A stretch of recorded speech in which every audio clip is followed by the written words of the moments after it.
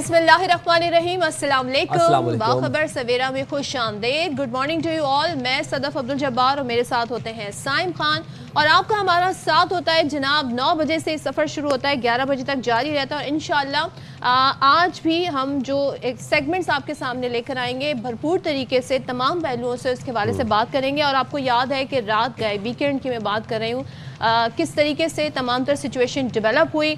अफगान तालिबान और हिंदुस्तान स्पॉन्सर्ड फितनतुल खवारिज का पाकिस्तान पर बिला इश्तियाल हमला, और इस हमले के बाद पाक फौज ने बर वक्त मौसर और मुंह तोड़ करारा जवाब दिया। 200 से ज़ायद अफगान तालिबान और खारजी मारे गए और फायरिंग का तबादला हुआ, जिसमें पाक फौज के 23 जवान मादरे वतन पर कुर्बान और 29 जख्मी हुए। अब ISPR की जानिब से इसके हवाले से डिटेल्स भी सामने आई हैं, जिसमें बताया गया है कि पाकिस्तान की जवाबी कार्रवाई में कई दहशतगर्द कैंप्स भी तबाह हुए हैं। पाक फौज ने 21 अफगान पोजीशंस पर भी कब्जा कर लिया। पाक फौज ने सरहद पार तालिबान की मुतादिद पोस्ट, कैंप्स और तरबियाती मराकज़ को निशाना बनाया गया है। और ये जो दहशतगर्दी के मराकज़ से जहाँ से ये दहशतगर्दी होती थी, पाकिस्तान के अंदर दरअंदाजी होती थी, ये दहशतगर्द हमले वहाँ से करते थे, इन कैंप्स को तबाह किया गया है। बिल्कुल ऐसे ही है। अच्छा, और उसके बाद फिर हमने ये देखा कि जब पाक फौज ने इन दहशतगर्दी के अड्डों को निशाना बनाया तो एक एक करके तालिबान वहाँ से भागते रहे, ना लाशें उठाई अपनी साथियों के, ना अपने हथियार उठाए, फिर सरेंडर करते रहे पाक फौज के अफसरान के जवानों के सामने। और उसके बाद फिर एक नहीं, दो नहीं, 10, 15, 20 से ज़ायद पोस्ट को पाकिस्तान फौज ने इंटरसेप्ट किया, उन पर कंट्रोल हासिल किया, और फिर एक एक करके हर पोस्ट पर पाकिस्तान का सब्ज़ हिलाली परचम सर बुलंद किया। तालिबान के इंफ्रास्ट्रक्चर को सरहदी पट्टी में वसी नुकसान पहुंचाया गया। कार्रवाइयों के दौरान आम शहरियों के तहफ़्फ़ुज़ के लिए खुसूसी इक़दाम किए गए। पाकिस्तान का मौक़िफ़ बहुत क्लियर था कि ये जो पाकिस्तान का रद्द अमल है अफ़गान तालिबान की जारहियत के बाइस के ऊपर, ये इसको पाकिस्तान और अफगानिस्तान के अवाम के बीच किसी किस्म की जंग ना तस्वुर किया जाए। ये जंग है तो सिर्फ दहशतगर्दी के खिलाफ है, और दहशतगर्दी के मराकज़, दहशतगर्दी के अड्डों, और जो अफगान तालिबान की जानिब से बिला इश्तियाल रात गए अनप्रोवोक्ड अटैक किया गया था, ये सिर्फ उसके खिलाफ। अच्छा जी, ये आपने बिल्कुल सही कहा कि अनप्रोवोक्ड था। और दूसरे ये कि आप ये देखें कि कई अरसे से पाकिस्तान हमेशा सबूत के साथ बात करता रहा है, बताता रहा है, डोजियर्स भी दिए, और जो इंटरनेशनल फोरम है जहाँ पर ये तस्फिया कहते हैं ना, एक तरीके से डिस्कस होता है, वहाँ पर ले जाकर हमने बात की कि किस तरीके से अफगानिस्तान की सरजमीन इस्तेमाल हो रही है दहशतगर्दी के हवाले से।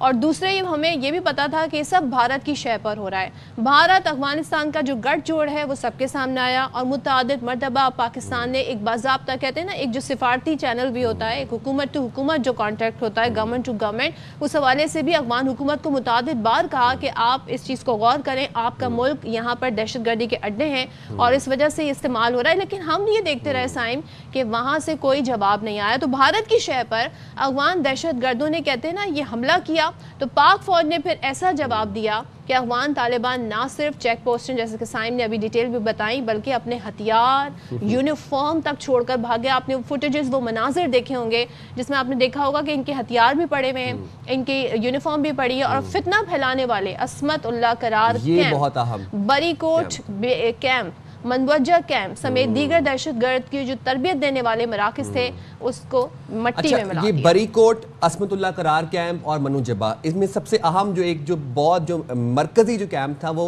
आपका अस्मतुल्लाह करार इनका कैंप था, जिसको फिर 2 स्ट्राइक्स के अंदर निस्तो नाबूद कर दिया गया। वीडियोस भी आई, वो हमने आपको साथ शेयर भी की। अच्छा, DI खान हो, औरकजई हो, बाजोड़ हो, हर कोई इलाका ऐसा नहीं है जो जहाँ पर भारतीय स्पॉन्सर्ड ये जो प्रॉक्सीज हैं वो एक्टिव ना हुई हों, उन्होंने दहशतगर्दी ना फैलाई हो। लेकिन कल सदफ हमने एक बहुत बड़ी खुश आइन चीज़ देखी कि पूरा पाकिस्तान एक पेज पर था, कोने कोने से सिर्फ पाक फौज जिंदाबाद, पाकिस्तान जिंदाबाद के नारे बुलंद हो रहे थे। ये मनाजिर आपने देखे किस तरीके से तमाम तर सूरत हाल रही। और जब हम बात करते हैं ना अफगानिस्तान की, तो आप एक पूरी हिस्ट्री है, अगर आप इस हिस्ट्री को देखें किस तरीके से पाकिस्तान ने कितने हजार अफगानियों जो हैं उनको होस्ट किया, कितने लोग यहाँ पर एज रेफ्यूजीज रहे, और कितने अरसे तक पाकिस्तान ने अपनी रिसोर्सेज से, अपने ज़राए से उनको जगह दी, और वो यहाँ पर एक ऐसी ज़िंदगी गुजार रहे थे जैसे एक आम पाकिस्तानी यहाँ पर ज़िंदगी गुजारता है। उसके बाद افغانستان کی بات کریں تو وہ ایک لینڈ لاک کنٹری ہے، یعنی کہ ان کا سمندری کوئی رابطہ نہیں ہے، تو جتنی سمندری تجارتی کہتے ہیں نا ساز و سامان تھا وہ پاکستان کے تھرو ان تک پہنچتا تھا. تو پاکستان نے تو بڑے اچھے سے تعلقات رکھنے کی کوشش کی ہے، ایک اچھے پڑوسی ہونے کا ہم نے ثبوت دیا ہے ہمیشہ سے، لیکن ہمیشہ کہتے ہیں نا ہر بار ہمارے اوپر وار کیا گیا اور چھپ کر وار کیا گیا اور انڈیا کے ساتھ مل کر وار کیا گیا. آپ یہ دیکھیں جب پاکستان اور انڈیا کا جب مارکا ہو رہا تھا، یعنی کہ بنیان مرصوص اور مارکہ حق کی میں بات کر رہی ہوں، تب بھی جو سب سے پہلی حمایت میں آواز اٹھی تھی انڈیا کی وہ اٹھی تھی جی افغانستان کی جانب سے. تو اس کے باوجود ہم یہ دیکھ رہے ہیں پاکستان نے ہمیشہ سے ریسٹرینٹ کا مظاہرہ کیا، ہمیشہ سے پاکستان نے یہ کہا کہ جناب ہم چاہتے ہیں کہ مسئلہ جو ہے وہ ایک افہام و تفہیم سے حل ہو. لیکن جب اس طریقے سے پاکستان پر متعدد بار حملے کیے جائیں گے، دہشت گردی کے واقعات بڑھتے جائیں گے، تو پھر یہ ناگزیر ہو گیا تھا. یہ دیکھیں آپ کے 1979 میں after Soviet invasion 55 lakh Afghan refugees Pakistan آئے، ہم نے سینے سے لگایا، لیکن کچھ دہشت گرد عناصر ایسے تھے جنہوں نے ہمیشہ پاکستان کو دھوکہ دیا، پاکستان کے لیے مشکلات پیدا کی اور چند بھارتی ڈالرز کے پیچھے بھارت کی پراکسی بنے. اب جب ان کے اوپر کریک ڈاؤن ہوا ہے ان دہشت گرد عناصر کے، پھر آپ مناظر ہمارے سامنے یہ ہے کہ اپنی وردیاں چھوڑ کے بھاگے، اپنے ساتھیوں کی لاشیں چھوڑ کے بھاگے، اپنے ہتھیار چھوڑ کے بھاگے. آپ نے وردیوں کی بات کی نا تو اس کی ویڈیو بھی ہمارے سامنے ہے. تو افغان طالبان کی پاک فوج کے سامنے سرنڈر کی ویڈیو منظر عام پر آ گئی ہے، تو ویڈیو بھی ہم آپ کو دکھا رہے ہیں اسکرین پر ساتھ ساتھ میں. تو اس میں آپ دیکھ سکتے ہیں جو پوسٹ تھی، قبضہ کی گئی پوسٹ پر طالبان نے سرنڈر کیا اور افغان طالبان کو پاک فوج کے سامنے اس میں ہم سرنڈر کرتے ہوئے دیکھ بھی سکتے ہیں. اشتعال انگیزی کے جواب میں پاکستان کے ایکشن نے افغان طالبان کو تتر بتر کر دیا. اور آپ یہ دیکھیں کہ پاکستان ایک پرامن ملک ہے اور ہم امن کو، پیس کو سپورٹ کرتے ہیں، پیس کو ہی پروموٹ کرتے ہیں، لیکن اگر آپ پاکستان کی دفاع، پاکستان کی سالمیت، پاکستان کے استحکام کی طرف کوئی بھی میلی آنکھ ڈالے گا تو اس کا انجام یہی ہوگا جو ان پراکسیز کا ہوا ہے، جو کہ ان افغان طالبان کا ہوا ہے، اور وہی ہوگا جو کہ ان کے سرپرست بھارت کا ہوا تھا 10 مئی میں. بالکل. اچھا جی، مزید پھر ہم آپ کو بتاتے ہیں، ڈیٹیل ظاہر ہے پھر آنا شروع ہوئی، تو ISPR کا اس حوالے سے کہنا ہے کہ افغان طالبان حکومت دہشت گردوں کی سرپرستی سے باز آ جائے. افغان وزیر خارجہ کے دورہ بھارت ابھی جو ریسنٹ ہے، اس کے دوران اشتعال انگیز کارروائی علاقائی امن کے لیے خطرہ ہے. پاکستان خطے میں امن کا خواہش مند ہے مگر دہشت گردی کو ہم برداشت نہیں کریں گے. ISPR کے مطابق پاکستان اپنے عوام کے تحفظ کے لیے ہر قدم اٹھانے کو تیار ہے. بالکل. اور یہ ٹائم لائن صدف بڑی امپورٹنٹ ہے. آپ دیکھیں کہ افغان وزیر خارجہ دورہ بھارت پر اور پیچھے سے یہاں سے پہ انپرووکڈ اٹیک ہوتا ہے. بات کر لیتے ہیں، گفتگو کرنے کے لیے ہمارے ساتھ موجود ہے دفاعی تجزیہ کار بڑے ریٹائرڈ احمد سعید منہاس صاحب. بہت شکریہ احمد صاحب، آپ نے باخبر سویرے کے لیے وقت نکالا. تنگ آمد، بجنگ آمد، اور اس میں ٹائم لائن بھی بڑی امپورٹنٹ ہے سر. بہت دفعہ پیار سے کہا، آرام سے کہا، بیٹھیں، مؤثر بارڈر مینجمنٹ کے اوپر توجہ دی جائے، سمجھایا، بلایا، ڈوزیئرز پیش کیے، شواہد پیش کیے، اور آپشن نہیں تھی اب ہمارے پاس کوئی، لیکن یہ بار بار فتنہ پھیلاتے رہے. یہ بھارتی پراکسیز باز نہیں آئے. کتنا ناگزیر تھا جو پاکستان کا رد عمل ہے، اور یہ جو ان کی 20 پوسٹوں کو ہم نے 20 سے زائد پوسٹوں کو ہم نے انٹرسیپٹ کیا اور 200 سے زائد طالبان کو ہم نے شہید کیا، جہنم حاصل کیا. جی احمد صاحب. منہاس صاحب آپ ہمارے ساتھ ہیں. جی بسم اللہ الرحمن الرحیم. دیکھیں بالکل آپ نے کہا تنگ آمد بجنگ آمد، جی بالکل سر پلیز تنگ آمد بجنگ آمد کی بات کر رہے ہیں. بالکل وہ وقت کی اہم ضرورت تھا. ہم سب جانتے ہیں کہ 2021 سے لے کے اب تک پاکستان نے ہمیشہ اچھے ریلیشنز کی خواہش ظاہر کی افغانستان کے ساتھ، لیکن بدقسمتی سے وہاں پر جو طالبان رجیم ہے، میں تو اب اس کو اگر یہ بھی کہوں کہ اس کو مسلط کیا گیا ہے افغانستان کے اوپر، کیونکہ وہاں معصوم شہری جو ڈیولپمنٹ کی طرف جا رہے تھے یا اپنی جو بیسک ان کی جو امیونٹیز تھیں ان کی طرف جا رہے تھے، تعلیم کی طرف جا رہے تھے، دوبارہ سے ان کے اوپر کیسی رجیم مسلط کی گئی کہ جس کا کوئی وہاں پر اس طرح سے کوئی لینا دینا نہیں تھا، اور وہاں پبلک کے اندر بھی اس کی ایکسیپٹنس جو ہے اس طرح سے نہیں تھی. تو ایک ویگابونڈز کے میں تو کہوں گا کہ ان کی رجیم اس وقت افغانستان پہ مسلط ہے. پاکستان نے 2021 سے لے کے اب تک ہمیشہ ان کے ساتھ برادرانہ جو ہے تعلقات قائم کرنے کی کوشش کی، اور بارہا دفعہ جو TTP کے ایلیمنٹس ہیں، یہ BLA اور BRA کے ایلیمنٹس ہیں جو افغانستان کی سرزمین پہ چھپے ہوئے اپنے ہائیڈ آؤٹس کے اندر موجود ہیں، ان کی آڈیو ویڈیو اور تمام ان کے موومنٹ کے شواہد پیش کیے، لیکن لپ سروسنگ کے علاوہ افغانستان نے کچھ نہ کیا. اب یہ جو طالبان رجیم ہے بیسیکلی اس نے اب دوبارہ سے اپنے آپ کو as a proxy, as a paid جسے کہتے ہیں نا مرسنریز، وہ والا رول ادا کرنے کے لیے دوبارہ انڈیا سے رابطہ کیا. اور بدقسمتی سے انڈیا، ہم سب جانتے ہیں کہ وہاں پہ بہار کے الیکشنز ہونے والے ہیں، اور جب الیکشنز وہاں پر آتے ہیں تو پاکستان کے ساتھ اس کا کوئی نہ کوئی لازمی اس طرح کے ایشوز کھڑے ہو جاتے ہیں. اب ادروائز پہ دیکھیں آپ، جو انڈیا کا اسٹریٹجک تھاٹ ہے اس کے مطابق چانکیہ کوٹالیا کو فالو کرتے ہیں، اور چانکیہ کوٹالیا کی تھیوری کے حساب سے جو آپ کا امیجیٹ نیبر ہے وہ آپ کا دشمن ہے، اور آپ کے نیبر کا نیبر آپ کا دوست ہے. تو لہٰذا چانکیہ کوٹالیا کی ٹیچنگ کے حساب سے افغانستان نیچرلی ان کا دوست بنتا ہے اور پاکستان دشمن. تو لہٰذا انہوں نے اس وقت اپنے افغانی جو رجیم ہے اس کو اپنے پاس بلایا، اس کے فارن منسٹر کو، اور اپنی سرزمین پر اینٹی پاکستان جو ہے اسٹیٹمنٹس دلوائیں، اور اسپیشلی ایک بڑی سرکاسٹک قسم کی انہوں نے بات کی کہ پاکستان کو یاد ہونا چاہیے کہ جو افغانیوں نے، ان کی طالبان نے جو ان کے رشینز کے ساتھ کیا اور پھر امریکن کے ساتھ کیا، تو پاکستانیوں کو اس کا اندازہ ہونا چاہیے کہ ہم کیسے کر سکتے ہیں. تو لہٰذا یہ تمام باتیں اگر سامنے رکھیں تو بڑی واضح الفاظ میں پوری دنیا جانتی کہ اگر پاکستان مناز صاحب یہ بات جو وہ یہ کہہ رہے ہیں تو کبھی بھی یہ رشیا کو ڈیفیٹ نہیں دے سکتے تھے کبھی. مناز صاحب جس طرح انڈیا میں بیٹھ کر پریس کانفرنس ہوئی اور جو الفاظ آپ نے بتایا جو وہاں پر دہرائے گئے، تو یہ بات تو ایکسپوز ہو گئی کہ افغان حکومت، طالبان جو وہاں سے کر رہے ہیں وہ انڈیا کے کہنے پر کر رہے ہیں. ان کو اندازہ نہیں ہے کہ انڈیا انہیں کس طریقے سے استعمال کر رہا ہے. اور ظاہر ہے اگر وہ اپنی ایک انڈیویجول آئیڈینٹی قائم رکھنا چاہتے ہیں، اگر وہ چاہتے ہیں کہ وہ ایز پڑوسی جو ہے باقی کنٹریز کے ساتھ ان کے تعلقات رہیں، تو انہوں نے اپنے پیروں پر ایک طریقے سے کلہاڑی ماری ہے پاکستان کے خلاف اس طریقے سے اٹیک کر کے. آپ نہیں سمجھتے کہ اس کا احساس انہیں ہونا چاہیے؟ آپ سمجھتے ہیں کہ اس قسم کی کوئی سوچ وہاں نہیں پائی جاتی؟ جو وہ یہ بات کہہ رہے ہیں جی کہ ہم نے نیٹو، امریکہ، روس اور پتہ نہیں کس کس کو اپنے ملک میں نہیں بیٹھنے دیا، پنپنے دیا، تو پاکستان نے تو ان کا یہ غرور بھی خاک میں ملا دیا.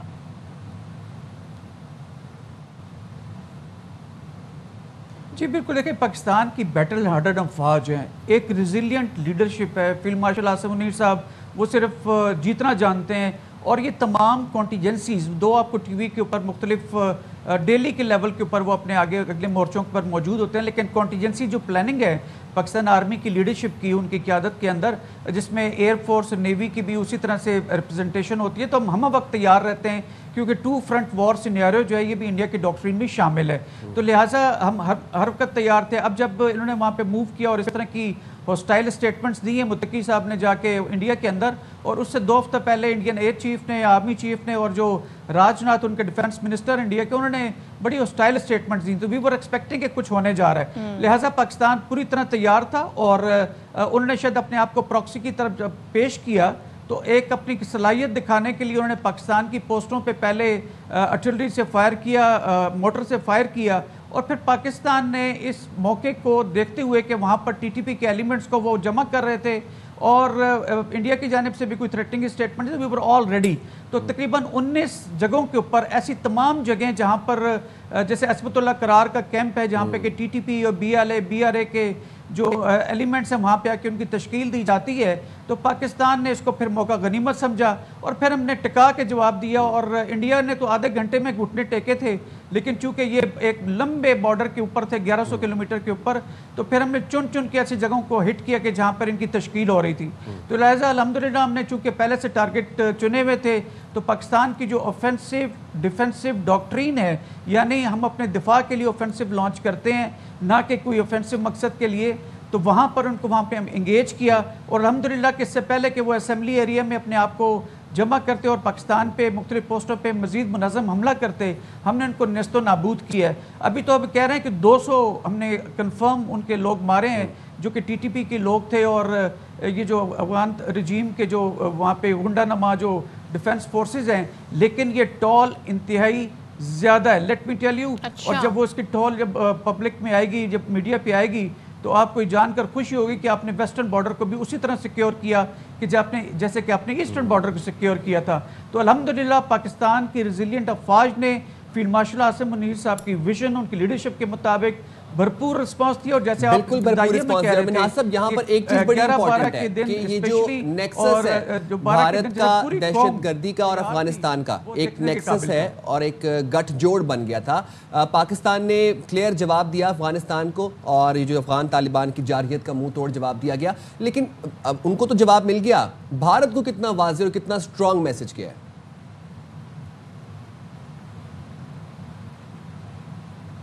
دیکھیں بھارت آلریڈی آپریشن بنیاد مرصوص کی جو ہار ہوئی ہے 6-0 جو اورنگزیب صاحب نے کہا تھا اور پوری دنیا میں 6-0 ان کی چھیڑ بنا ہوا ہے, تو انہوں نے جب دیکھا کہ کنونشنل لیول کے اوپر وہ کچھ نہیں کر سکتے تو انہوں نے پراکسی کو اپنی افغانی جو رجیم ہے اس کو پراکسی کے طور پر استعمال کرنے کا فیصلہ کیا, اور اس لیے ان کو خاصی آؤ بھگت بھی کی گئی متقی صاحب کی وہاں پر انڈیا کے اندر. لیکن پاکستان نے وہاں پر بھی دکھایا کہ ہم دونوں طرف نظر رکھے ہوئے ہیں, ہم ویسٹ کی طرف بھی دیکھ رہے ہیں, ایسٹ کی جانب, اور جو انڈیا پوری دنیا میں as a state sponsoring terrorism کے طور پر پچھلے 1.5 سال کے اندر پوری دنیا میں ایکسپوز ہوا, چاہے وہ کینیڈا ہو, چاہے وہ نیو یارک ہو, چاہے قطر ہو, اور ریسنٹلی ایران ہو, اور ہم جو یہ ساؤتھ ایشیا کے اندر جو افغانستان کے تھرو پاکستان پہ دہشت گردی کے حملے ہوتے ہیں, یہ تمام چیزیں دنیا کے سامنے موجود ہیں. تو لہٰذا جو انڈیا آئسولیشن کا شکار تھا مزید ایکسپوز ہوا. کسی صورت وہ ڈینائی نہیں کر سکتے کہ اس کے پیچھے انڈیا کی پشت پناہی نہیں تھی, 100% تھی پشت پناہی, لیکن پاکستان کی ریزیڈنٹ افواج نے ان کو ڈپلومیٹک پولیٹیکل لیول پہ اور اب میدان جنگ کے اندر, چاہے وہ ایسٹ کی جانب ہو انڈیا کے اندر یا افغانستان کے اندر, بھرپور جواب دیتے ہوئے ہم نے اپنی صلاحیتوں کو منوایا ہے. اور جو پاکستان آرمڈ فورسز کا ایک وہ طور امتیاز رہا ہے کہ اپنے دفاع کے لیے وہ ہر کچھ کرنے کے لیے تیار رہتے ہیں, مزید اسٹرانگ ہوا ہے. مزید پاکستان کی آرمڈ فورسز عام طور پر اور پاکستانی قوم کی خاص کر کے جو ہے وہ وقار بلند ہوا, اور انشاءاللہ ہم اس کو مینٹین کریں گے. ہم جنگ نہیں چاہتے, ہم چاہتے ہیں کہ بیٹھ کے مل کے بات کریں. ہمارا ہمسایہ مسلم ملک ہے یہ. بالکل آپ نے صحیح کہا, ہم ہمیشہ سے پیس کی بات کرتے ہیں. تھینک یو سو مچ منہا صاحب. لیکن کیا کریں, ہمارے جی پڑوسی ایسے ہیں, خاص طور پہ ہم بھارت اور افغانستان کی بات کریں. افغانستان کو سوچنا چاہیے کہ بھارت کا کہتے ہیں نا کرائے کا ہتھیار نہ بنے, وہ استعمال جس طریقے سے ہو رہا ہے یہ سوچنا ہوگا کہ ان کی اپنی پالیسی کیا ہے. اور میں بہت ساری ایسی پوسٹیں دیکھ رہی تھی جس میں انڈین یہ کہہ رہے تھے کہ یہ ہماری جنگ لڑ رہے ہیں. تو بھارتیوں اگر بات یہاں تک آ گئی ہے کہ افغانستان آپ کی جنگ لڑ رہا ہے تو بس آپ لوگ رہنے دیں, وہ بھی آپ سے نہیں ہوگا. اور انڈیا کے بھروسے, وہ انڈیا جس نے اتنی مار کھائی ہے, ابھی 2 مہینے پہلے 10 مئی میں اتنی مار کھائی ہے, اپنے طیارے برباد کروائے ہیں, ہزیمت اٹھائی ہے, 6-0 پوری دنیا کو پتہ ہے, اس بھارت کے بھروسے یہاں پہ جارحیت کر رہے ہیں. مطلب بس اس پہ بریک ہی لیتے ہیں ہم, بریک لے لیتے ہیں, چھوٹی سی بریک پہ حاضر ہوں گے بریک کے بعد.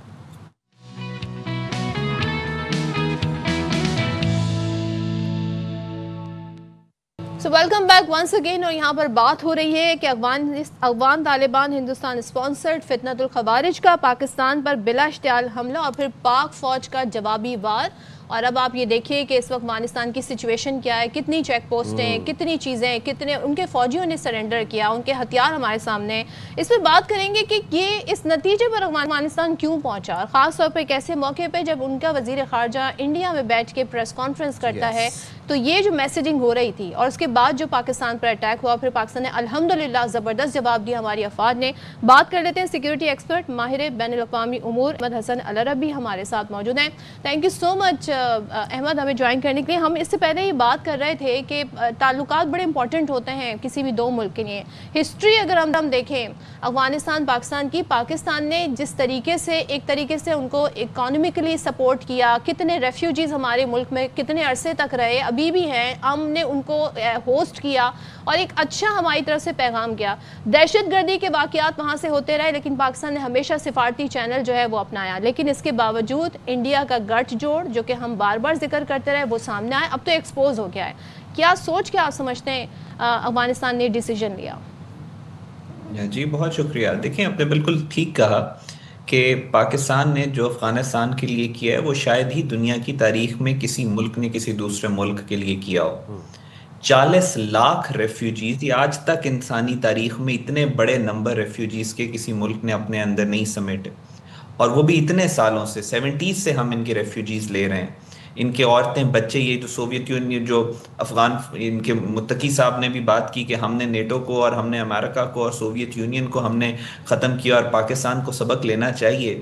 یہ بڑی تکلیف دہ بات ہے، especially coming from an Afghan, کیونکہ ان لوگوں کو اس بات کا پتہ ہونا چاہیے کہ سوویت یونین اور باقیوں کے ساتھ یہ لڑنے کے قابل ہی تب ہوئے کہ جب ان کی عورتیں اور بچے اور ان کی فیملیز پاکستان کے اندر، سوویت یونین کے خلاف تو پاکستان نے ان کو اوپنلی سپورٹ کیا، پاکستان کی سپورٹ کے بغیر تو کچھ بھی نہیں تھا، جب تک پاکستان نے ڈیسائیڈ نہیں کیا کہ ہم نے ان کو سپورٹ کرنا ہے تو یہ کچھ بھی نہیں کر سکے۔ اور افغانستان ٹریجڈی یہ ہے کہ 1947 میں جب پاکستان بنا تو آپ علامہ اقبال جو پاکستان کے فاؤنڈنگ فادر ہیں، انہوں نے اپنی زندگی کا آخری جو فورن ٹور کیا وہ پاکستان بننے سے پہلے افغانستان کا کیا، اور وہاں پہ جا کے انہوں نے وہ مشہور اشعار پڑھے کہ یہ دانہ راز آیت کے نایت کے رازوں کو جاننے والا تمہارے پاس بار بار نہیں آئے گا، اسلام کے نام پہ ایک ملک بن رہا ہے اس کے ساتھ خیانت نہ کرنا، کیونکہ علامہ اقبال اس وقت سمجھ چکے تھے کہ پاکستان کو افغانستان کی طرف سے بہت زیادہ پرابلم فیس کرنی پڑے گی، اور انہوں نے اس کو کرٹیل کرنے کی کوشش کی، اور پھر ایسے ہی ہوا۔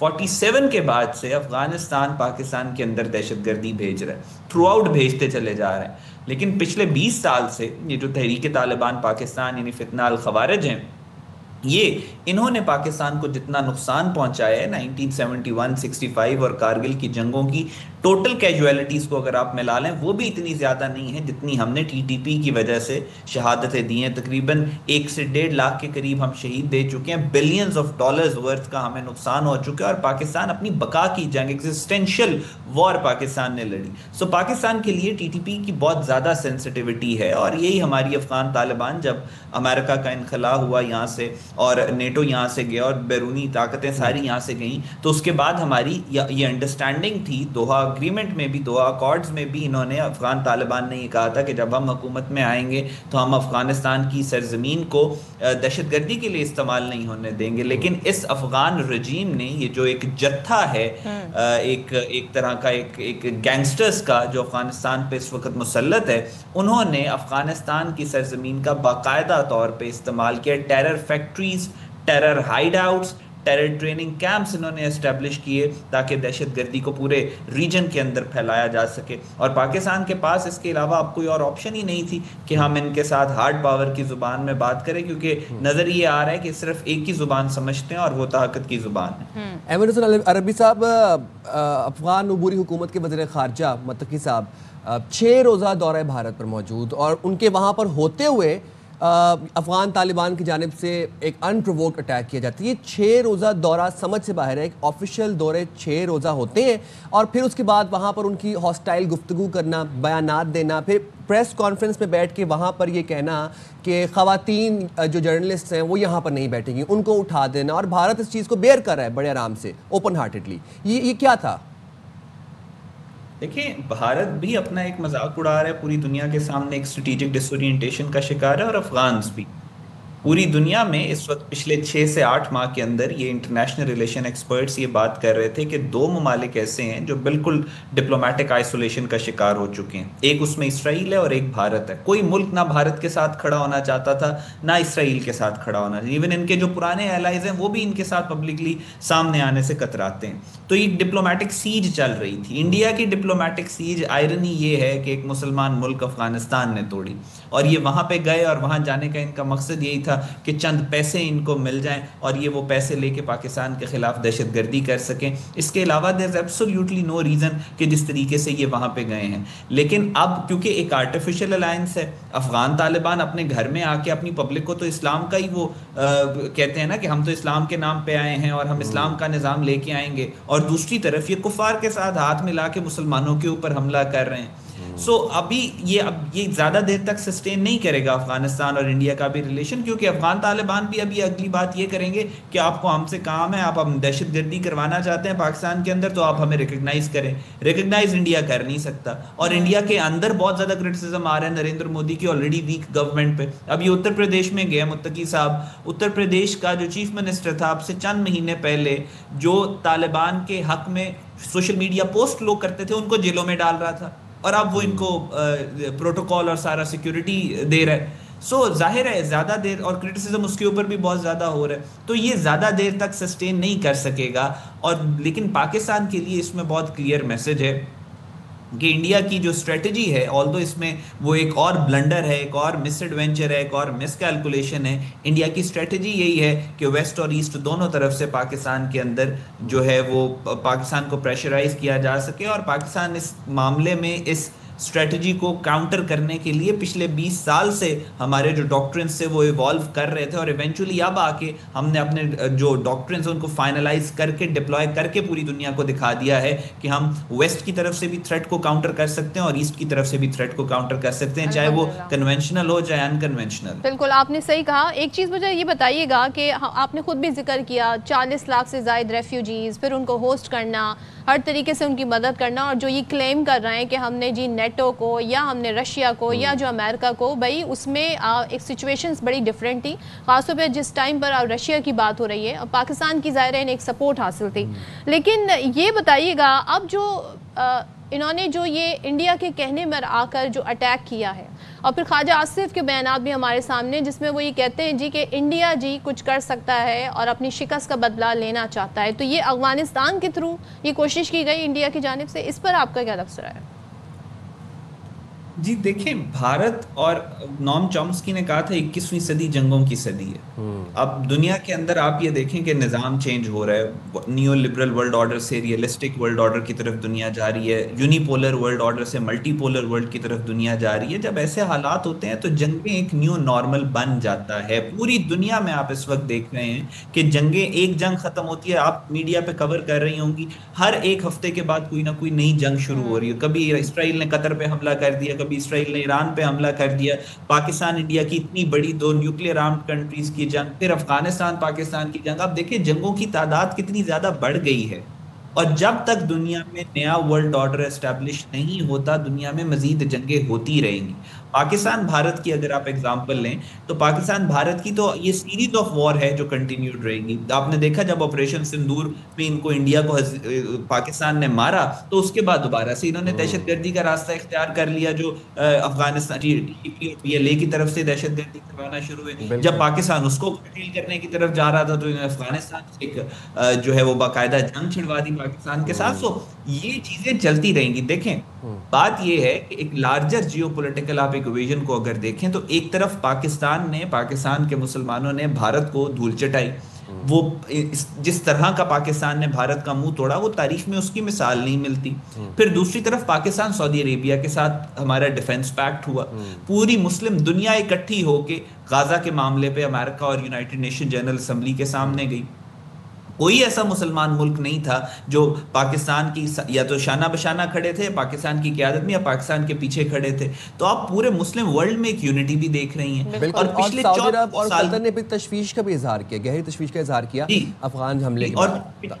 جی لیکن پچھلے 1400 سال کی تاریخ ہے مسلمانوں کی کہ جب بھی مسلمان اکٹھے ہونے لگتے ہیں تو مسلمانوں کے اندر ہی ایک گروپ موجود ہوتا ہے جو پیٹھ میں چھرا گھونپتا ہے۔ آج کل کے دور میں اس 21 سینچری میں وہ پیٹھ میں چھرا گھونپنے والے گروہ کا کردار افغانستان ادا کر رہا ہے۔ وہ صرف پاکستان کی پیٹھ میں چھرا نہیں گھونپ رہا، وہ پوری مسلم دنیا کی پیٹھ میں چھرا گھونپ رہا ہے۔ ایسے ہی ہے، بالکل آپ نے صحیح کہا۔ تھینک یو سو مچ۔ احمد الحسن عربی ہمارے ساتھ موجود ہے۔ آپ بڑے زبردست طریقے سے، ظاہر ہے کہتے ہیں نا جب ہم انٹرنیشنلی اور سارے ایشوز کو ہسٹوریکلی بھی دیکھتے ہیں تو بہت کچھ حقائق سامنے آتے ہیں۔ ہم جائیں چھوٹی سی بریک پہ، حاضر ہوں گے بریک کے بعد۔ اسٹے رہتے ہیں with us۔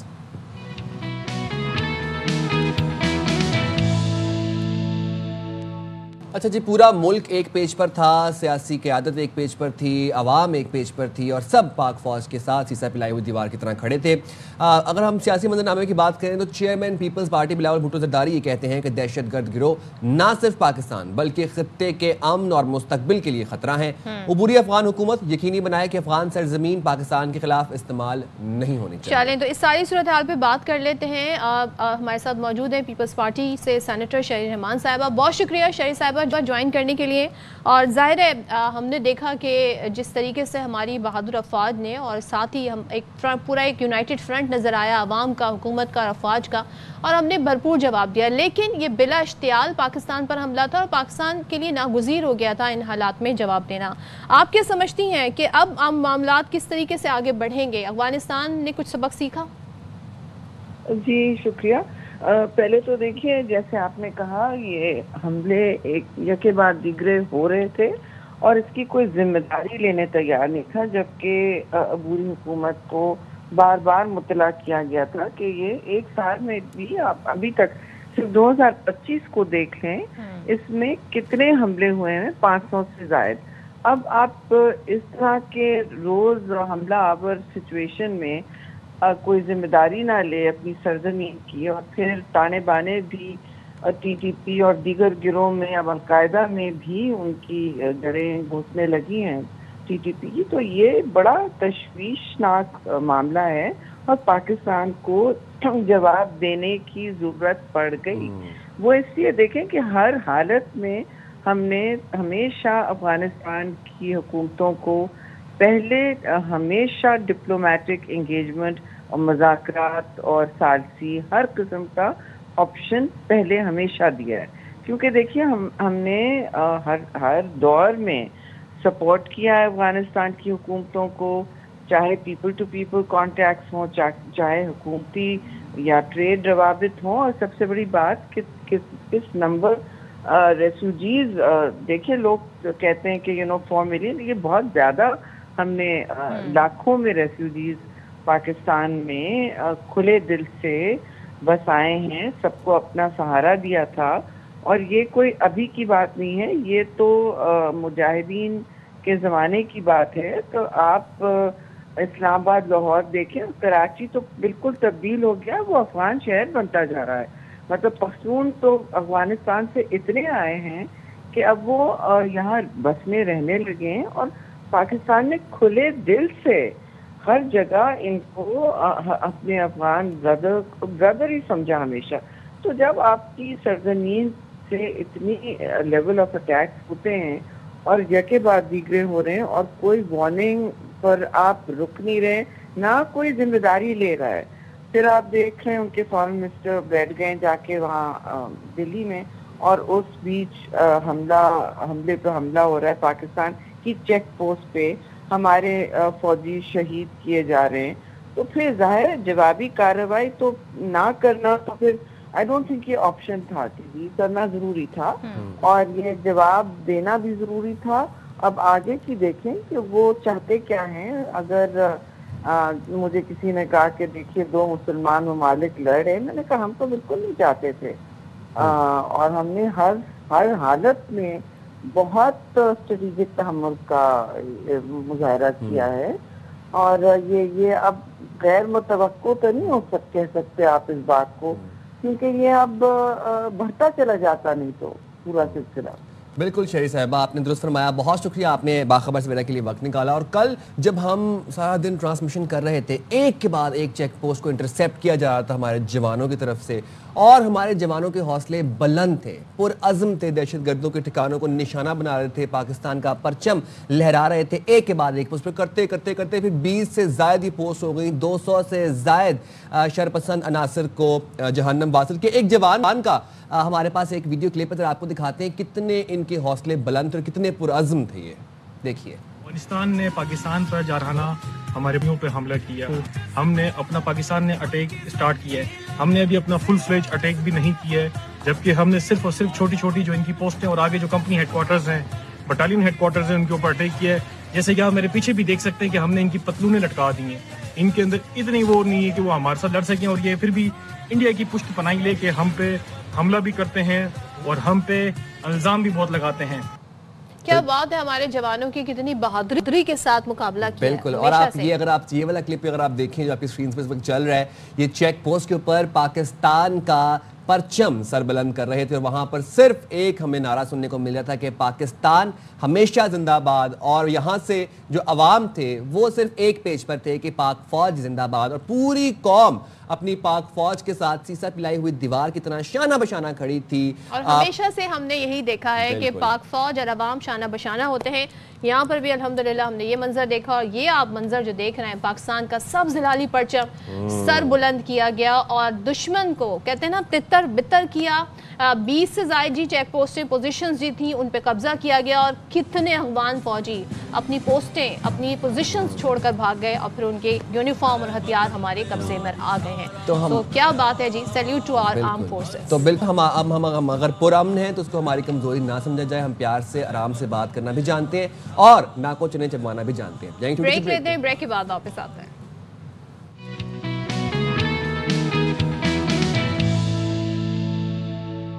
السلام علیکم، باخبر سویرا میں ایک دفعہ پھر سے آپ کو کہتے ہیں خوش آمدید. سائم خان اور صدف عبد الجبار ایک دفعہ پھر سے آپ کی خدمت میں حاضر ہیں. اور جناب وداؤٹ اینی فردر اڈو، آج وہ دن ہے، وہ تاریخی دن ہے جس کا ہم سب کو بے صبری سے انتظار تھا. میں بات کر رہا ہوں غزہ جنگ بندی معاہدے کے پہلے مرحلے کی تقریب آج مصر میں ہوگی. شرم الشیخ میں ایک سربراہی اجلاس ہوگا جس کی صدارت مصر کے صدر عبد الفتاح السیسی کریں گے. صدر ڈونلڈ ٹرمپ بھی اس میں موجود ہوں گے. ترک صدر طیب اردوان، فرانسیسی صدر، جرمن چانسلر، برطانیہ، اٹلی، اسپین کے وزراء اعظم، سعودی عرب اور قطری حکام سمیت 20 ملکوں کے رہنما شریک ہوں گے. وزیر اعظم شہباز شریف بھی روانہ ہو چکے ہیں پاکستان سے. ان کے ساتھ عطا تارڑ صاحب بھی ہیں اور نائب وزیر اعظم اسحاق ڈار پورا ایک ڈیلیگیشن ہوگا پاکستان سے. اچھا جی، اقوام متحدہ کے جو سیکریٹری جنرل انٹونیو گوٹریس اور یورپین کونسل کے صدر بھی اس موقع پر موجود ہوں گے، جبکہ حماس اور اسرائیل نے اس تقریب میں شرکت سے انکار کیا ہے.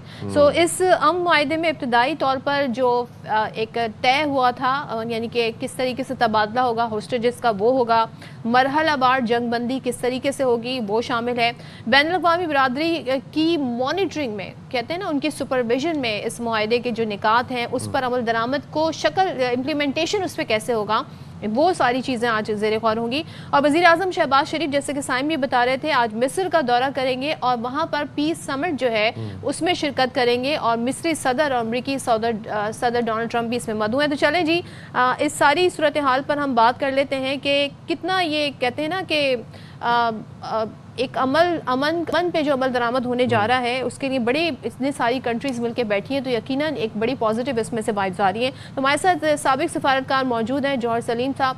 تھینک یو سو مچ جوہر صاحب ہم جوائن کرنے کے لیے. آج کا دن بڑا تاریخی ہے، لیکن دوسری طرف ہم دیکھ رہے ہیں کہ اسرائیل اور حماس سے اس میں شرکت نہیں کر رہے. باوجود اس کے آپ سمجھتے ہیں کہ یہ جو اچیومنٹ ہے اس کی سگنیفیکنس کیا ہے، اور کیا اب اس سے ہم یہ کہہ سکتے ہیں کہ جو امن غزہ میں آنا ہے وہ دیر پا ہوگا، الحمدللہ ہو سکے؟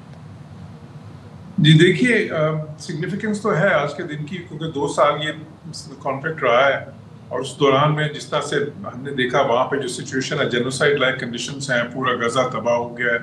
وہاں پہ جو ہے 70,000 سے زیادہ آفیشلی جو ہے بات ہو چکی ہے، اور اس میں 2/3 جو ہے وہ بچے اور خواتین تھے، انوسنٹس جو سارے سٹیزنس وہاں کے.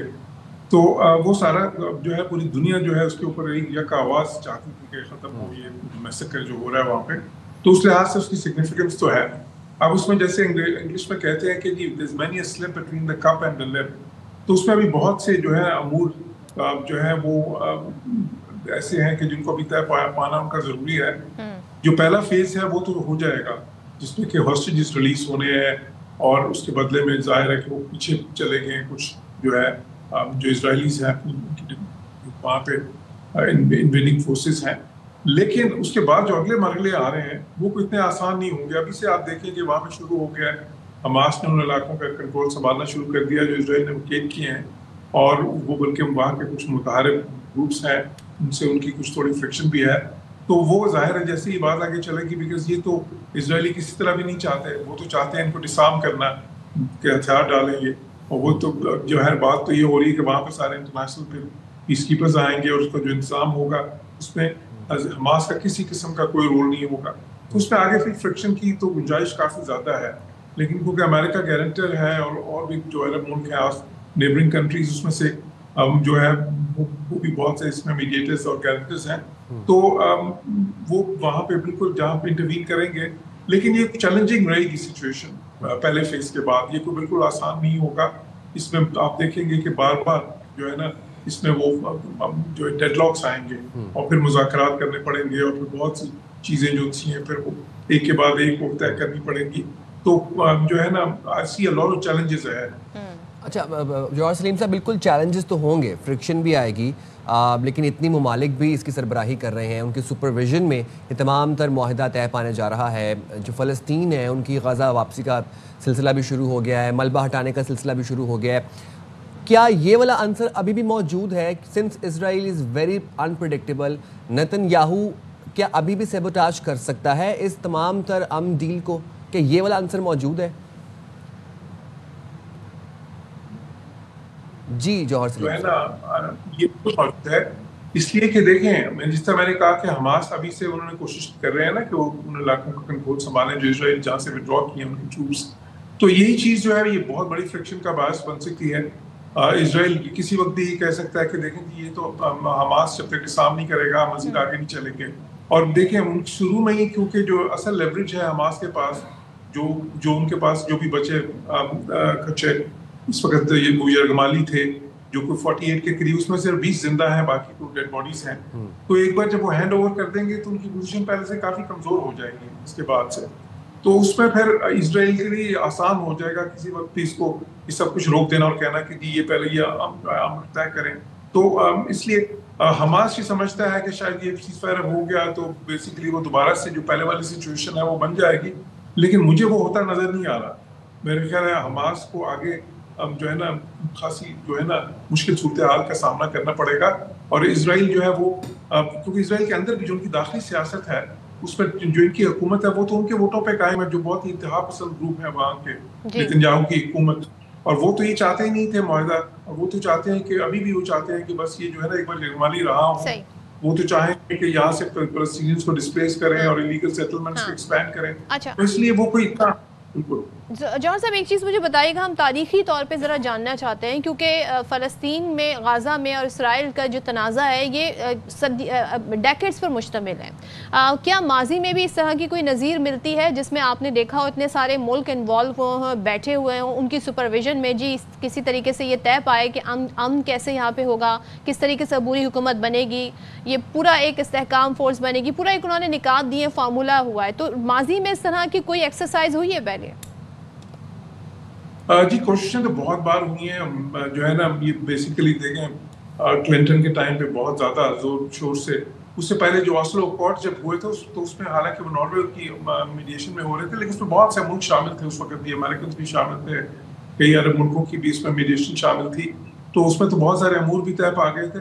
اس سے پہلے جب ایجپٹ نے کیا تھا وہ تو خیر اس نے سب ملکوں سے الگ ہو کے تو کر لیا تھا لیکن وہ بھی امریکنز نے کروایا تھا, اس میں دوسرے ویسٹرن کنٹریز کی حمایت شامل تھی. تو اس بار جو ہے وہ ذرا مختلف سینس میں ہے کہ اس کے جو پوری دنیا اس چیز پہ متفق ہے کہ اس چیز کو چلنا چاہیے. اور اس میں امریکنز اور سارے عرب ملک اور پھر دنیا سے باہر بھی جو اسلامی ملک جس طرح پاکستان بہت نمایاں ہے, انڈونیشیا, ملیشیا, بہت سارے ملک اس وقت جو ان سے اس کو سپورٹ کر رہے ہیں. تو یہ پہلے سے تھوڑا مختلف ضرور ہے اب جو ہے لیکن یہ نہیں کہ بالکل انپریسیڈنٹڈ اس طرح سے نہیں ہے. اور بٹ اس سب کے باوجود میں سمجھتا ہوں کہ یہ اب آگے جو رستہ ہے پہلے فیز کے بعد وہ بہت زیادہ چیلنجنگ ہوگا اور اس میں بہت ہی زیادہ اس میں ہیکپس آئیں گے. بلکہ ہیکپس کیا کئی بار روڈ بلاکس دیکھیں گے اور کئی بار اس طرح ہوگا کہ رک جائے گا سارا کچھ اور پھر دوبارہ سے نیگوسیشنز ہوں گی. But let's hope for the best. Thank you very much Johar Saleem صاحب, آپ نے باخبر سویرا کے لیے وقت نکالا اور ہماری تو یہی دعا ہے اور یہی ماننا ہے کہ معاہدہ خیر خیریت سے پورا ہو جائے اور بس غازہ میں جنگ بندی, فلسطین میں جنگ بندی ہو جائے, وہاں پر پیس پریویل کر جائے. بالکل, اور دیر پا یہ ہو بلکہ مستقل ہو. اچھا جی ذرا سیاسی منظرنامے کی طرف بڑھتے ہیں. بہت بڑا سوال ہے اور یہ معاملہ ہے جی استعفے کا. استعفے اب پہلے تو ایک بھی نہیں پہنچ پا رہا تھا, اب میں نے سنا ہے کہ 2 پہنچ گئے. اب جناب 2 پہنچ گئے ہیں. وزیر اعلیٰ خیبر پختونخوا جو ایکس تھے یا ابھی وہ ایکس ہیں کہ نہیں ہیں, علی امین گنڈاپور صاحب, انہوں نے اپنا استعفیٰ بھیجا گورنر ہاؤس. اب گورنر ہاؤس میں گورنر صاحب نے پہلے تو کہا کہ ابھی تک موصول نہیں ہوا, پھر ان کو موصول ہوا, پھر ایک کی بجائے 2 موصول ہو گئے. اب گورنر یہ کہتے ہیں کہ جناب وہ جو 2 استعفے ہیں ان کے اوپر دستخط الگ الگ ہیں. اچھا دستخط کے علاوہ یہاں آپ اسکرین پہ بھی دیکھیں نا, ایک ٹائپڈ ہے اور ایک جی ہینڈ ریٹن ہے. اب یہ کہہ رہے ہیں جی اس میں کچھ مسٹیکس ہیں, ظاہر ہے جب دستخط ہی الگ الگ ہیں تو کیسے. پھر میں یہ بھی سن رہی تھی کہ کل سنڈے تھا نا, تو سنڈے کو یہ بھی بتایا گیا جی گورنر ہاؤس کا جو لیگل اسٹاف ہے وہ نہیں ہوتا اویلیبل. دیکھیں پہلے تو الیکٹرانک استعفیٰ گیا, پھر گورنر صاحب نے کہا کہ جناب ٹائپڈ استعفیٰ, وہ ہینڈ ریٹن استعفیٰ آنا چاہیے, ٹائپ نہیں ہونا چاہیے. اب جب وہ ہینڈ ریٹن گیا تو اس کے اندر وہ جو سگنیچرز ہیں وہ میچ نہیں کرے. لیکن سوال ابھی بھی وہی ہے کہ خیبر پختون کا نیا وزیر اعلیٰ کون ہوگا. اور دوسرے یہ کہ ہم یہ دیکھ رہے ہیں کہ یہ بھی کہا گیا گورنر کی طرف سے کہ جناب 15 تاریخ کو آ جائیں گنڈا پور صاحب اور پھر اس کی تصدیق ہو جائے گی. چلیں تو دوسرے ہم یہ دیکھ رہے ہیں کہ جو نمبرز ہیں وہ بھی بڑے انٹرسٹنگ ہیں. اب ہم دیکھ رہے ہیں کہ امیدوار جو ہیں ان کے نام کچھ سامنے آئے. پاکستان تحریک انصاف سے جی سہیل آفریدی کا نام آیا ہے. اس طریقے سے باقی بھی پارٹیز ہیں اپوزیشن پارٹیز وہ یہ کہہ رہی ہیں کہ ہم بھی اپنا امیدوار لائیں گے, لیکن یہاں مجھے کوئی متفقہ امیدوار ویسے دکھائی نہیں دے رہا. 145 کے ایوان میں جی 93 نمبرز ہے اس وقت حکومت کا اور 53 اپوزیشن کا ہے. 73 کا نمبر ہے جو گولڈن نمبر ہے وہ 73 کا ہے, وہ چاہیے. تو ہمارے نمائندے ضیاء الحق ان کی طرف چلتے ہیں, بیورو چیف پشاور, ان سے جان لیتے ہیں. ضیاء بتائیے گا آج کیا ڈیولپمنٹ ہو سکتی ہے؟ بڑا امپورٹنٹ کہا گیا تھا جی منڈے کو جی بہت کچھ ہو سکتا ہے, لیکن ابھی تک تو استعفیٰ ہی ایکسیپٹ نہیں ہوا ہے. جی ضیاء آپ کو آواز آ رہی ہے؟ چلیں ضیاء سے ہم رابطہ کرنے کی کوشش کریں گے. اور دوسرا آپ کے سامنے یہ بھی دیکھ سکتے ہیں کہ آپ کیا اس وقت اعداد و شمار ہے, پارٹی پوزیشن ہے, لیٹس سی کیا ہوتا ہے. اچھا, اپوزیشن نے بائیکاٹ کا فیصلہ کیا ہے اور ہمارے پاس اس حوالے سے اپڈیٹ بھی ہے, اور وہ یہ ہے کہ قائد ایوان کا انتخاب, اپوزیشن جماعتوں کا انتخابی عمل کے بائیکاٹ کا فیصلہ, اور اپوزیشن لیڈر عبداللہ کی زیر صدارت اجلاس میں بائیکاٹ کا فیصلہ کیا گیا ہے. ذرائع ہمیں یہ بتا رہے ہیں کہ JUIF کے پارلیمانی لیڈر مولانا لطف الرحمان اور اکرم خان درانی بھی شریک تھے, اور اجلاس کے دوران سپیکر بابر سلیم بھی اپوزیشن جماعتوں کو راضی نہ کر سکے. تو آپ کو خبر دے رہے ہیں قائد ایوان کا انتخاب, اپوزیشن جماعتوں کا انتخابی عمل کے بائیکاٹ کا فیصلہ. ذرائع کے مطابق اپوزیشن لیڈر عباد اللہ کی زیر صدارت اجلاس میں بائیکاٹ کا یہ فیصلہ کیا گیا. JUIF کے پارلیمانی لیڈر مولانا لطف الرحمان اور اکرم خان درانی بھی شریک تھے, اور اجلاس کے دوران سپیکر بابر سلیم بھی اپوزیشن جماعتوں کو راضی نہ کر سکے. تو بہت بڑا آج ڈیولپمنٹ ہونے جا رہی تھی. آپ کو پشاور سے اب خبر دے رہے ہیں کہ قائد ایوان کا انتخاب اور اپوزیشن جماعتوں نے انتخابی عمل کا بائیکاٹ کر دیا ہے, بائیکاٹ کا فیصلہ کر لیا ہے, اور اپوزیشن لیڈر عباد اللہ کی زیر صدارت اجلاس میں یہ بائیکاٹ کا فیصلہ کیا گیا. اور اجلاس کے دوران سپیکر بابر سلیم بھی اپوزیشن جماعتوں کو راضی نہ کر سکے. JUIF کے پارلیمانی لیڈر مولانا لطف الرحمان اور اکرم خان درانی بھی اس اجلاس میں شریک تھے. تو یہ تازہ ترین جی ڈیولپمنٹ ہے اس وقت, کیونکہ آج کے دن کو بڑی اہمیت دی جا رہی تھی, اور اس وقت ہم یہ دیکھ رہے ہیں کہ قائد ایوان کا انتخاب ہونا تھا, اپوزیشن جماعتوں کا انتخابی عمل کے بائیکاٹ کا فیصلہ, اور یہ ذرائع سے خبر آ رہی ہے, یہ بھی بتایا جا رہا ہے جی کہ اپوزیشن لیڈر عباد اللہ کی زیر صدارت اجلاس میں بائیکاٹ کا فیصلہ کیا گیا. تو بیورو چیف ضیاء الحق ہمارے ساتھ ہیں, ان سے بات کر لیتے ہیں. ضیاء بتائیے گا یہ کیا ہوا؟ آج تو بڑی اہم ڈیولپمنٹ ہونی تھی, بائیکاٹ کیا گیا ہے, وجوہات کیا بتائی جا رہی ہیں؟ جی, ایک تو کافی انٹرسٹنگ صورتحال یہاں پر پیدا ہو چکی ہے, اور اس انٹرسٹنگ صورتحال کی اصل وجہ یہ ہے کہ چونکہ آج الیکشن ہونے تھے نئے قائد ایوان کا, اور اس قائد ایوان کے لیے جو نامینیشن پیپر بھی کل جمع ہو چکے تھے, لیکن گزشتہ رات ہی گورنر نے جو ہے تو ایک لیٹر لکھا ہے جو سبکدوش ہونے والے وزیر اعلیٰ علی امین گنڈا پور کے نام پہ, کہ انہوں نے بتایا ہے کہ چونکہ آپ کے مجھے 2 استعفے ملے ہیں اور دونوں استعفوں میں جو آپ کے دستخط ہیں ان میں فرق ہے, تو لہٰذا آپ 15 تاریخ کو آئیں. تو اس وجہ سے اب تک ان کا استعفیٰ ایکسیپٹ نہیں ہوا ہے, اور جو اپوزیشن ہے وہ یہی بار ہاں کہہ رہی ہے کہ چونکہ ایک کابینہ موجود ہے, ایک وزیر اعلیٰ موجود ہے, تو اس وزیر اعلیٰ کی موجودگی میں یہ الیکشن جو ہے تو پروسیس غیر آئینی اور غیر قانونی ہے. یہ اپوزیشن کا دعویٰ ہے, گو کہ انہوں نے اپنی نامینیشن پیپر کل جمع کرا دیے تھے, چونکہ کل نامینیشن پیپر کا دن تھا. اور آج جو ہے تو اس وقت یہ بھی بتایا جا رہا ہے کہ PTI کے جو ممبران اسمبلی ہیں وہ تو یہاں پر پہنچ چکے ہیں, اور کچھ PTI کے ممبران اسمبلی جن میں جنید اکبر اور ان کی جو لیگل ٹیم ہے وہ پشاور ہائی کورٹ بھی پہنچی ہوئی ہے, تاکہ اگر اس الیکشن کو روکنے کے لیے بھی کوئی وہ لیگل کارروائی کی جاتی ہے تو اس کے حوالے سے وہ اپنی آج کی جو PTI ہے وہ اس کا دفاع کرے. تو چونکہ اپوزیشن یہ سمجھتی ہے کہ چونکہ یہ ایک ان کی نظر میں یہ غیر قانونی اور غیر آئینی اقدام ہے, تو اگر وہ اس کا حصہ بنیں گے تو وہ ضیاء تھوڑا سا ہم ذرا آئینی طور پہ اور لیگلی بھی اس معاملے کو جاننا چاہ رہے ہیں. یہ صورتحال اب ایک طرف یہ بن گئی ہے کہ 2 استعفے پہنچے ہیں, دونوں کے سگنیچر میچ نہیں ہو رہا ہے. گورنر صاحب نے ایک طریقے سے اس پہ اعتراض کر دیا اور کہا ہے علی امین گنڈا پور کو کہ آپ 15 تاریخ کو میرے ساتھ آئیں. آج ہونا تھا جی قائد ایوان کا انتخاب, اپوزیشن بائیکاٹ کر دیتی ہے, تو کیا اب جو حکومتی بینچز ہیں یا حکومتی جو ارکان ہیں کیا وہ انتخابی عمل آگے بڑھا سکتے ہیں, یا یہ نل اینڈ وائڈ ہو گئی یہ سچویشن؟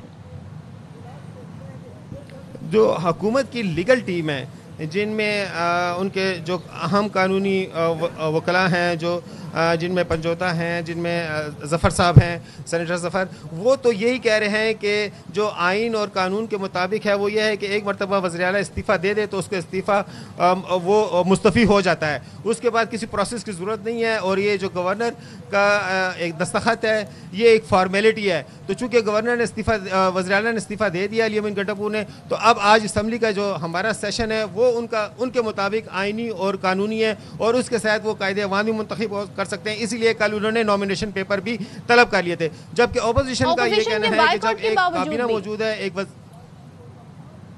جی اپوزیشن کے بائیک آؤٹ کے باوجود اس وقت تو ممبران اسمبلی کی آمد کا سلسلہ جاری ہے گو کہ یہاں پر یہ بھی ایک تجویز دی جا رہی ہے کہ گورنر نے 2 دن کے لیے 15 تاریخ کو ہی وزیر اعلیٰ کو طلب کیا ہے تو اگر اس پروسیس کو ہم 2 دن مزید ڈیلے کر دیں اور اس ڈیلے میں وزیر اعلیٰ خود چونکہ ان کو طلب کیا ہے پرسنلی ذاتی طور پہ تو فزیکلی تو وہ جو جا کر وہاں پر اپنے استعفے کی تصدیق کر دیں گے اور اس کے بعد ہم جو ہے تو یہ پروسیس شروع کر دیں گے یہ بھی ایک پی ٹی آئی کے اندر یہ ایک سوچ چل رہی ہے اب اور دوسرا یہ ہے کہ ابھی عدالت میں بھی پی ٹی آئی کے ممبران پی ٹی آئی کے جو اہم قائدین ہیں وہ پہنچے ہوئے ہیں تو اس وقت جو ہے علی امین گنڈاپور بھی پہنچیں گے یا پہنچ گئے ہیں ان کی کیا اپڈیٹس ہیں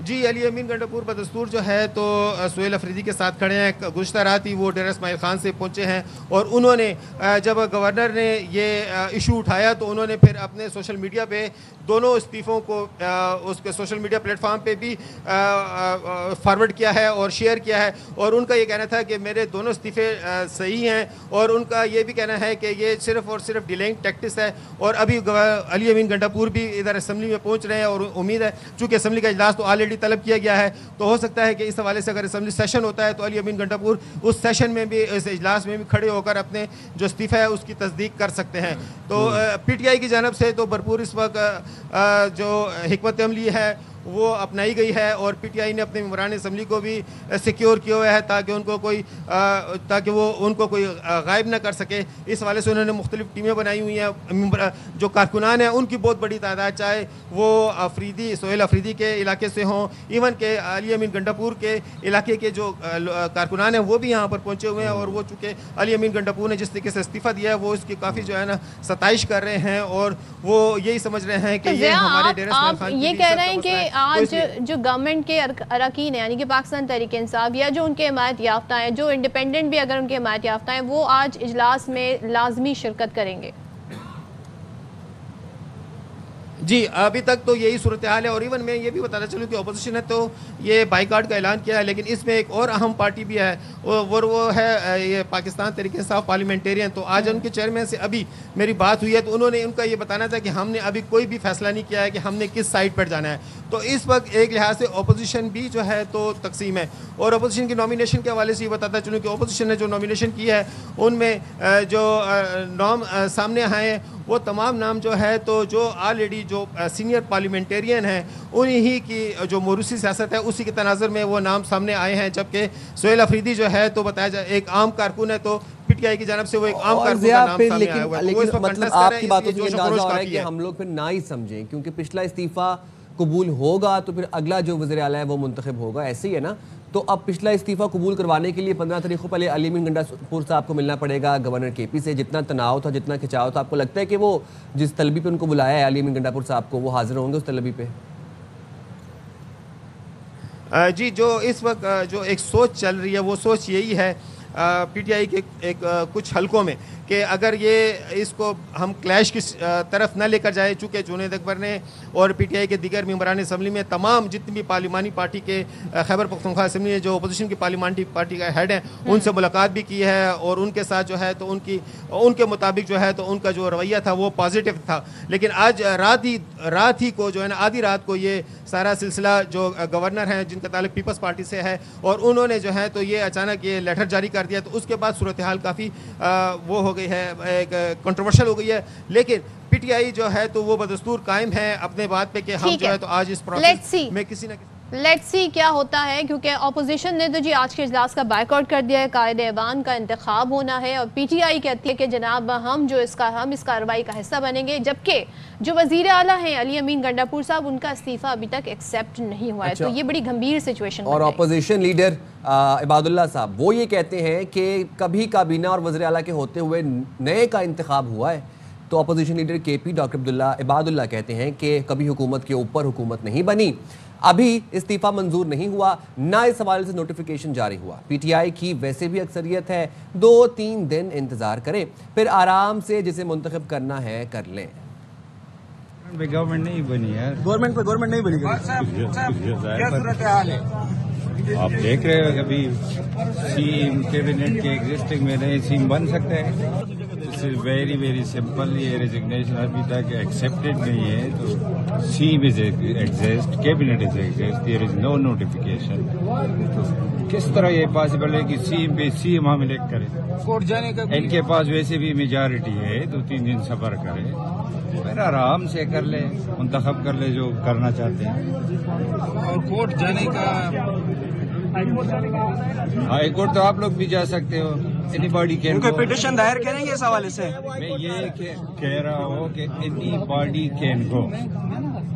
آپ پاکستانی سٹیزن ہیں، جو بھی بندہ ہے آئین کے ماورا جو بھی کام ہو رہا ہے اس کے خلاف آپ تو مشورہ دے رہے ہیں عباد اللہ صاحب. وہ یہ کہہ رہے ہیں دیکھیں آپ حکومت میں ہیں، آپ کے پاس نمبرز بھی ہیں، تو ذرا 2 دن صبر کر لیں. یعنی کہ وہی بات کہ گورنر صاحب سے مل لیں وزیر اعلیٰ، اور استعفے کا جو یہ مسئلہ ہے یہ حل ہو جائے تو پھر جی جائیں گے چھوٹی سی بریک پہ. حاضر ہوں گے بریک کے بعد. سے رائٹ دیا بتاس.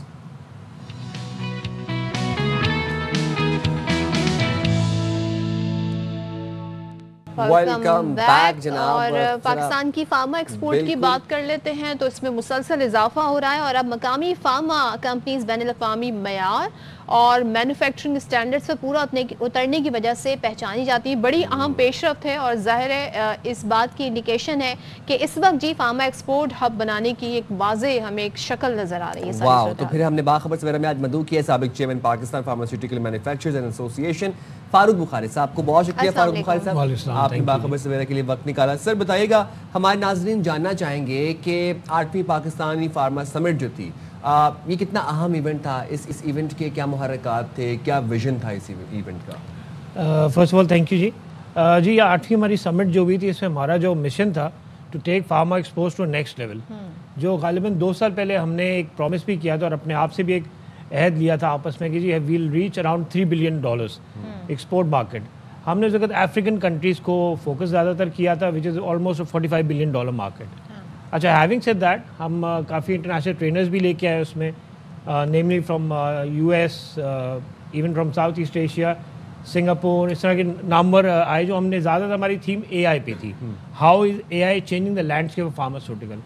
ہیونگ سیڈ دیٹ، اس میں بڑی اچھی ایک خوشائن بات تھی کہ آلموسٹ 10 سے زائد کمپنیاں جو انٹرنیشنل ریکگنیشن حاصل کر چکی ہیں، جس میں MHRA انگلینڈ کی ہے، یورپین ریکگنیشن ہے، WHO کی 4 کمپنیز ہو گئی ہیں، PICS which is again a very international recognition by 75 countries all over the world. So I think we are on the right track, and hopefully within 2030 ہمیں minister صاحب نے ایک long term goal دیا ہے $30 billion کا. اچھا. which is again a positive sign کہ understanding کہ منسٹر صاحب I guess understands کہ ایک enabling environment ہے, and he believes کہ ہمارا potential ہے کہ we can reach that export level. Because having said that, on the background, the whole pharma market of the world is around $1.3 trillion. Okay. So we're trying to focus on that, and it's a good journey that we had in the past 5 years, and we have grown almost 34% in exports this year. یعنی کہ ہمارا جو volume ہے pharma export کا وہ آپ کہہ رہے ہیں کہ اچھا خاصا ہے, اور اس سے ہم بڑا اچھے طریقے سے انڈسٹری کو ترقی دینے کے لیے یوٹیلائز کر سکتے ہیں. لیکن ساتھ ساتھ یہ بتائیے جو ادویات کی صنعت ہے اور جو ریگولیٹرز ہے, ان کا جو آپس میں کوآرڈینیشن ہے, پوری ایک چین ہوتی ہے, چین آف کمانڈ, تو وہ آپ کیسے سمجھتے ہیں کہ اسے مزید کیسے بہتر کیا جا سکتا ہے؟ دیکھیے جی, جو ریگولیٹرز ہیں ان کا ایک بڑا خوشائن اور پازیٹیو رول رہا ہے پچھلے 2-3 سالوں میں. وہ زیادہ تر کیا, جیسے ہماری ڈریپ ہے, they're going towards WHO and PICS recognition, which is a great, would be a great achievement and encouraging for us, for quality manufacturers کہ وہ آگے بڑھ کے اور quality جیسی ادوائت لے کے آئیں. Having said that, moreover we need to understand کہ ہم جو ہماری regulatory authority ہے should have MOUs with different other regulatory authorities. For instance, European regulatory authorities, USFD سے ہمارا ایک غالباً MOU ہے WHO کے ساتھ بھی ہے. We should have more of these جو ہماری کنٹریز ہیں, African countries, south east Asia, ان کی ریگولیٹرز کے ساتھ ہمارا MOU ہو تاکہ وہ ایک ریکگنیشن آ سکے, ڈائریکٹ لنک بنے. جی دیکھیے جیسے ہم اگر اپنی دوائی کی یا ادوائیت کی تعریف کرتے ہیں that's of course recognisable, but اگر پاکستان گورنمنٹ ڈرائب اس کو ویٹ کرے and they have a MOU then it becomes a certificate کہ جی this is actually what it is. اچھا, مستقبل میں معیاری اور سستی ادویات کے لیے آپ کیا تجاویز دیں گے یا آپ کیا کام کر رہے ہیں اور کیا حکمت عملی اپنانا چاہیے؟ دیکھیے جی, جہاں تک معیاری ادوائیت کی الحمدللہ جو ہمیں ریکگنیشن مل رہی ہے انٹرنیشنلی, WHO, PICS اور غالباً باقی بھی جو ادارے انٹرنیشنل ریکگنائز کر رہے ہیں پاکستان کو, اینڈ اسپیشلی وہ overtaking Indians export especially into African South Asian market. جہاں تک سستی دوائی کے بعد آف کورس کاسٹ اسٹرکچر جو ہے ہمارا اور بہتری کی طرف جائے. آف کورس مطلب انوائرمنٹ کی پوری جو یوٹی اسٹرکچر ہے سارا کچھ ہے, everything should be looked in towards, and moreover اور بھی اس میں میڈیکل ڈیوائسز ہیں اور بھی اس میں کہہ سکتے ہیں اسپیکٹرم ہے جو فارماسیوٹیکل طرف ہے, اسے بھی توجہ دینی چاہیے, not just generic medicine I would say. اچھا, میں دوبارہ سے اسی طرف آؤں گی. جو سمٹ ہوئی اس کے اثرات کیا ہو سکتے ہیں, اور آپ نے اس میں AI کا ذکر بھی, اس کو کس طریقے سے انکارپوریٹ کیا جا رہا ہے, کیونکہ ہم نے دیکھا کووڈ کے بعد بہت کچھ چینج ہوا ہے. اب ٹیلی میڈیسن کی بات ہو رہی ہے, باقاعدہ آن لائن ڈاکٹرز اویلیبل ہیں, تو یہ سب اس میں انکارپوریٹ ہوا؟ ایبسولوٹلی جی, اور سب سے بڑی اس میں جو ہے AI میں ڈرگ ڈسکوری ہے. فار انسٹنس اگر آپ کلینکل ٹرائل کرتے ہیں, کلینکلی ایک ڈرگ کو بناتے ہیں, اس کو ٹرائل میں ڈالتے ہیں, it takes years. But fortunately now the AI has developed so much that process could be taken in 2.5 months. Wow. And having said that, like you said کہ جیسے اکثر سرجریز ہیں, اب انگلینڈ میں ایک پروفیسر بیٹھے ہیں یا سرجن بیٹھے ہیں جو بہت قابل ہیں, بٹ اگین وی ہیو الحمدللہ پاکستان میں 2-3 ایسے ادارے ہیں جو ریموٹ سرجری بھی کر سکتے ہیں. وتھ لیونارڈو ڈیونچی ایک وہ پورا روبوٹ ہے, سسٹم ہے جو پاکستان میں اویلیبل ہے الحمدللہ. تو سٹنگ ان لنڈن ہی can perform a surgery in Pakistan. تو it is developing very fast, not just the health care spectrum of medication, but again the health care itself. جیسے آپ نے ٹیلی میڈیسن کا ذکر کیا, اینڈ اینی نمبر ڈاکٹر جو ہے وہ آن لائن آپ کو تجویز دے سکتا ہے, not just you have to physically be there اور he has to be physically with you. So وہ جتنے بھی ٹیسٹ وغیرہ آپ ان کو آن لائن دیں گے, they'll understand what kind of profile disease you have or again what kind of sickness you have, then he can he can recommend, which is a great achievement. Having said that, کہ ہمارے ملک میں اکثر ایسے باشتر علاقے جہاں پہ یہ فصیلت موصول نہیں ہو سکتی ہے, تو having said موبائل پہ تو ہر ایک کوئی ہے نا, so it is a very good step. اور آپ کے ہاسپٹلس پہ, کلینکس پہ برڈن کم ہوگا, کیونکہ جو چھوٹی موٹی اس طرح بیماریاں ہیں اس کی ڈاکٹر سے صلاح لینا, مشورہ لینا آسان اس طریقے سے ہو جاتا ہے. اچھا ڈاکٹر صاحب, lastly how would you analyze PISA 2025؟